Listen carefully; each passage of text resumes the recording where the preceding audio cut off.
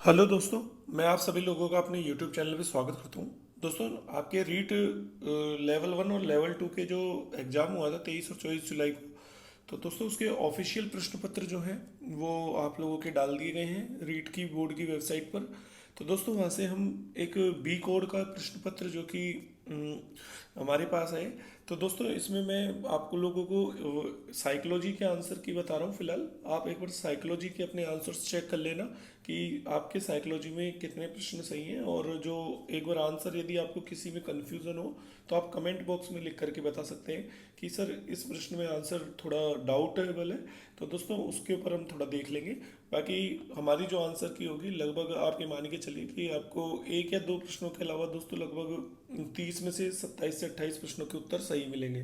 तो देखिए जरा दोस्तों, वन बाई वन शुरू करते हैं।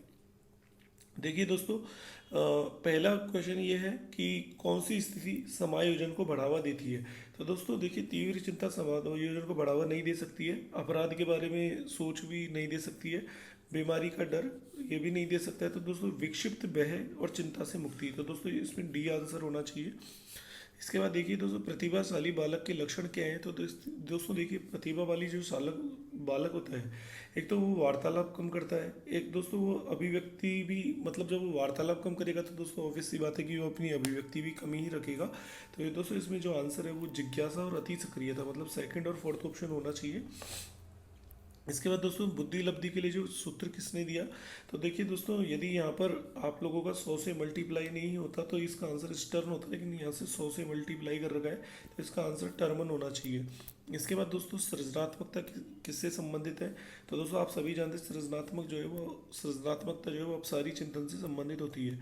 दोस्तों इसके बाद सीखना व्यवहार में उत्तरोत्तर सामंजस्य की एक प्रक्रिया है। यह कथन किसके द्वारा दिया गया है। तो दोस्तों ये कथन जो है आपका स्किनर के द्वारा दिया गया है। इसके बाद दोस्तों कक्षा 2 की छात्रा जो है ये मूल गणित के सवाल कराए अध्यापिका ने, और अगले दिन बाजार में सामान के उपरांत दुकानदार द्वारा की गई योग की गलती को चिन्हित करके सही करवाया। तो दोस्तों यह सकारात्मक स्थानांतरण है, क्योंकि उसने जो सीखा हुआ है उसका सही जगह उपयोग किया, तो ये एक सकारात्मक स्थानांतरण है। इसके बाद दोस्तों, एक व्यक्ति में एक समय पर दो विपरीत इच्छाओं का होना क्या कहलाता है। तो दोस्तों आप सभी जानते हैं ये द्वंद्व कहलाता है, जहाँ व्यक्ति दो चीज़ों में से निश्चित नहीं कर पाता है कि उसे क्या किए करना चाहिए। इसके बाद दोस्तों अगला प्रश्न है, रवि बुद्धि परीक्षण इंगित करता है और औसत से लेकर औसत से बुद्धिमत्ता की श्रेणी में आता है। पढ़ने, वर्तनी, सामाजिक विज्ञान और विज्ञान में उसके ग्रेड कम है। तो दोस्तों यहाँ आप देख सकते हैं पढ़ने और वर्तनी में उसके ग्रेड कम है, गणित में उसके अच्छे हैं, इसका मतलब वो डिस्कैलकुलिया तो उसको नहीं हो सकता। लेखन कौशल अच्छा है, मतलब डिस्ग्राफिया भी अच्छा नहीं हो सकता। रवि में अधिक संभावना है, तो दोस्तों उसको पढ़ने और वर्तनी संबंधी दिक्कत है, इसका मतलब इसका आंसर डिसलेक्सिया होना चाहिए। इसके बाद देखिए दोस्तों, उस उदाहरण का चयन कीजिए जो आंतरिक अभिप्रेरणा को दर्शाते हैं। तो दोस्तों इसके अंदर देखिए तीनों ही ऊपर के जो ऑप्शन है इसके अंदर दोस्तों अधिक अंक अर्जित करने के लिए कठोर परिश्रम कर रही है ताकि अपने माता पिता को उपहार दे सके। तो दोस्तों ये बाह्य अभिप्रेरणा है। वह गृह कार्य समाप्त कर सके ताकि वह टीवी देख सके, तो दोस्तों ये भी बाह्य प्रेरणा है। तो उसके बाद बहुत सारी पुस्तकें पढ़ रही है ताकि वह अपने विद्यालय का नाम रोशन करना चाहती है, तो बाह्य प्रेरणा है। दोस्तों बाह्य प्रेरणा के अंदर जो होता है वो एक बाहरी चीज को प्राप्त करने के लिए करने का एक उसके अंदर जो है आपको प्रेरणा मिलती है, जबकि एक आंतरिक प्रेरणा होती है जिसके अंदर व्यक्ति खुद अपनी रुचि के लिए, खुद को सुख देने के लिए उस काम को करता है। तो दोस्तों इसके आंसर डी ऑप्शन होना चाहिए। इसके बाद दोस्तों किसने अधिगम का सिद्धांत का प्रतिपादन नहीं किया। तो आप जानते हैं दोस्तों ब्लूम ने नहीं दिया। बाकी जो जैसे आपके थॉर्नडाइक है, स्किनर है, ये दोनों व्यवहारवादी है, आप जानते हैं। कोलर जो है वो अंतर्दृष्टि सिद्धांत दिया था उन्होंने अधिगम का। इसके बाद दोस्तों किस सिद्धांत को पुनर्बलन का सिद्धांत कहते हैं। तो दोस्तों ये सभी जानते हैं, क्रिया प्रसूत सिद्धांत ही आपका पुनर्बलन सिद्धांत होता है। दोस्तों RTE 2009 के अनुसार शिक्षकों के लिए प्रति सप्ताह निर्धारित घंटे दोस्तों सभी जानते हैं 45 घंटे हैं। इसके बाद दोस्तों एक उत्तम परीक्षण की विशेषताओं से भिन्न है। तो दोस्तों आप जानते हैं विश्वसनीयता, वस्तुनिष्ठता, वैधता, विभेदकारिता, वो सब आपके गुण होते हैं। तो अभिक्षमता दोस्तों इसमें आंसर होना चाहिए। इसके बाद दोस्तों शिक्षार्थी केंद्रित पाठ्यक्रम में कौन महत्वपूर्ण है। तो दोस्तों शिक्षार्थी केंद्रित की बात हो रही है तो उसमें बच्चा ही महत्वपूर्ण होगा।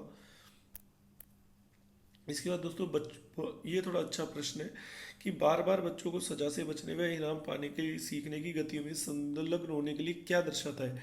तो दोस्तों यदि हम बार बार उनको क्या बोलेंगे कि भाई आप सजा से बचाएंगे या इनाम के लिए बोलेंगे, तो दोस्तों देखिए यह उनकी बाह्य प्रेरणा को बढ़ाने का काम करेगा। लेकिन दोस्तों यहाँ पे जो ऑप्शन है वो इसमें लिखा हुआ है बाह्य प्रेरणा को कम करता है, तो दोस्तों ये आंसर नहीं हो सकता है। इसके बाद दोस्तों बाह्य प्रेरणा बढ़ती है तो ऑब्वियस सी बात है आंतरिक प्रेरणा कम होती है, तो दोस्तों आंतरिक प्रेरणा नहीं बढ़ सकती है। इसके बजाय बात दोस्तों लक्ष्यों को बच्चों को लक्ष्य प्रदर्शन की बजाय महारत हासिल करने के प्रति ध्यान केंद्रित करने के लिए प्रोत्साहित करता है। तो दोस्तों देखिए अगर बच्चों को आप बाह्य प्रेरणा दोगे तो वो लक्ष्य प्रदर्शन पर ही ध्यान देंगे, वो अपना लक्ष्य के प्रति ध्यान केंद्रित नहीं कर पाएंगे, मतलब उनका जो ध्यान होगा दोस्तों वो लक्ष्य प्रदर्शन की बजाय महारत हासिल करने के, एक सेकंड रुकिए दोस्तों, इस तीसरे ऑप्शन में बात यह है कि भाई जब आप उसे इनाम या सजा से बचाएंगे तो दोस्तों वो लक्ष्य प्रदर्शन की तरफ ध्यान देगा बजाय लक्ष्य हासिल करने के, कि भाई क्योंकि उसका लक्ष्य हासिल होगा या नहीं होगा लेकिन वो प्रदर्शन पर ज़्यादा ध्यान देगा कि भाई मुझे ये, मतलब उसका जो ध्यान होगा दोस्तों वो लक्ष्य प्रदर्शन की बजाय एक तरीके लक्ष्य प्रदर्शन पर उसका ध्यान होगा कि भाई क्या बोलते हैं उसको ये मिलेगा वो चीज़ मिलेगी, तो वो वाली चीज़ है। और बच्चों दोस्तों ये जो चीज़ है मेरे हिसाब से इसमें जो आंसर है वो डी ऑप्शन होना चाहिए कि ये बच्चों की प्राकृतिक रुचि व सीखने में शामिल होने की जिज्ञासा को कम करता है। क्योंकि दोस्तों जब उसकी आंतरिक प्रेरणा जो है वो कम हो जाएगी, बाह्य प्रेरणा बढ़ेगी, तो वो दोस्तों उसको जिज्ञासा कम हो जाएगी किसी भी चीज़ को सीखने के प्रति। बाकी आप लोग इसको कमेंट बॉक्स में बता सकते हैं इसका आंसर अपने हिसाब से।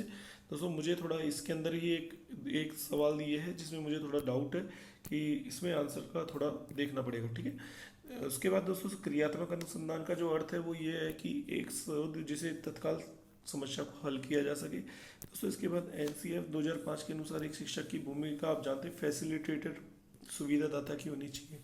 इसका दोस्तों मूल्यांकन का जो उद्देश्य होता है वो ये है कि भाई सीखने की कठिनाइयों और समस्या का निदान करने के लिए, ठीक है।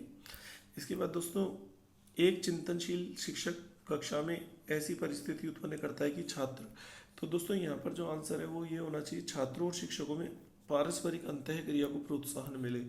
इसके बाद दोस्तों आप जानते हैं विकास जो है वो सामान्य से विशिष्ट की ओर चलता है।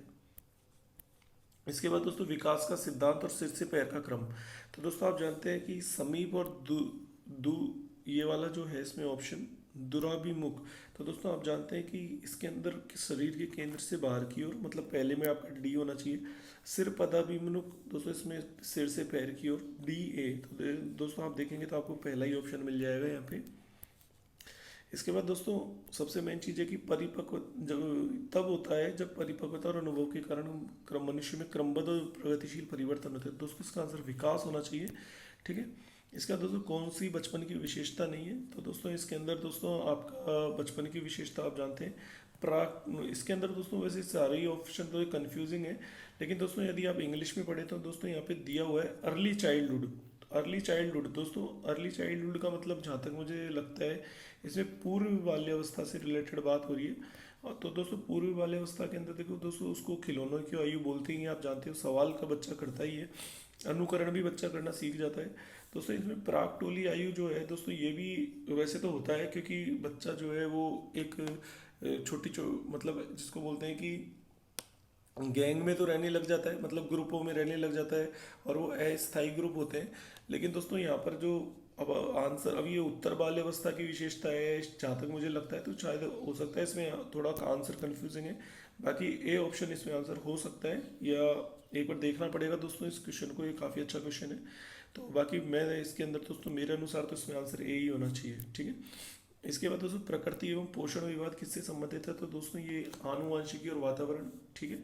इसके बाद अगला जो सवाल है कौन सा और कौन से कथन सत्य है, दोस्तों ये काफ़ी अच्छा एक क्वेश्चन है। दोस्तों इसका आंसर थोड़ा कंफ्यूजिंग है कि यह समझना जरूरी नहीं है कि प्रत्येक बच्चा अद्वितीय है, तो दोस्तों ये बिल्कुल गलत है क्योंकि समझना बिल्कुल जरूरी है ये बात कि प्रत्येक बच्चा अद्वितीय होता है। बच्चा एक एकीकृत पूर्ण के रूप में विकसित होता है, तो दोस्तों ये थोड़ा देखना पड़ेगा इस ऑप्शन को क्योंकि बच्चा जो है दोस्तों वैसे ये कथन मुझे सही लग रहा है। इसके बाद विकास के पहलू में किसी समस्या की दूसरों को प्रभावित करने की संभावना होती है, तो दोस्तों विकास में वैसे तो दोस्तों एक तो ये ऑप्शन हो सकता है सही, दोस्तों इस ऑप्शन के बारे में कहा नहीं जा सकता ये सही है या गलत है, लेकिन जो थर्ड ऑप्शन है दोस्तों ये तो गलत सही लग रहा है क्योंकि विकास के एक पहलू में किसी समस्या की दूसरों को प्रभावित करने की बजाय दोस्तों खुद को ही प्रभावित करेगा अगर किसी को कोई समस्या है तो इसको भी थोड़ा मुझे गलत लग रहा है। बाकी विकास एक अनुक्रमिक प्रक्रिया है तो दोस्तों ये बिल्कुल सही है आपका। तो हो सकता है इसमें आंसर केवल डी ऑप्शन आपको मिले देखने को। तो दोस्तों ये एक बार आप 25वें क्वेश्चन में एक बार आप भी बताइएगा, या तो दोस्तों इसमें 25वें में आपको डी आंसर मिलेगा या फिर ए आंसर मिलेगा, क्योंकि हो सकता है इसमें ये दोनों कथन सही भी हो किसी और दृष्टि से। बाकी आप लोग जरूर बताइएगा इसका आंसर।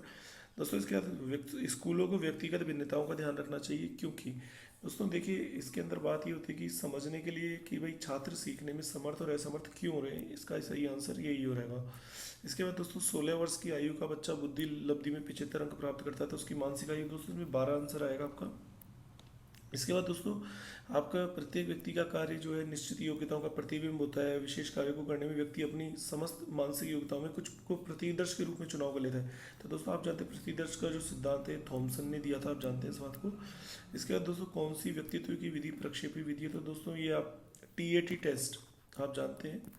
इसके बाद दोस्तों प्रतिभाशाली बालक की जो बुद्धि लब्धि है वो 140 होती है। तो दोस्तों मैंने 30 सवालों के आपको आंसर बताए, इसमें से एक दो सवालों के जैसे कन्फ्यूज़न है। एक तो आपका प्राक्टोली आयु है, एक दोस्तों एक आपका जो ये 4 कथन दिए हुए थे उसमें से थोड़ा डाउट है। तो दोस्तों आप उन दोनों प्रश्नों के आंसर आप बताइएगा कि आप लोग क्या करके आए हैं और आपके अनुसार क्या होना चाहिए। बाकी मेरे हिसाब से आंसर यही रहने वाले हैं लगभग सभी क्वेश्चंस के। तो फिलहाल इस वीडियो में इतना ही। जय हिंद, जय भारत।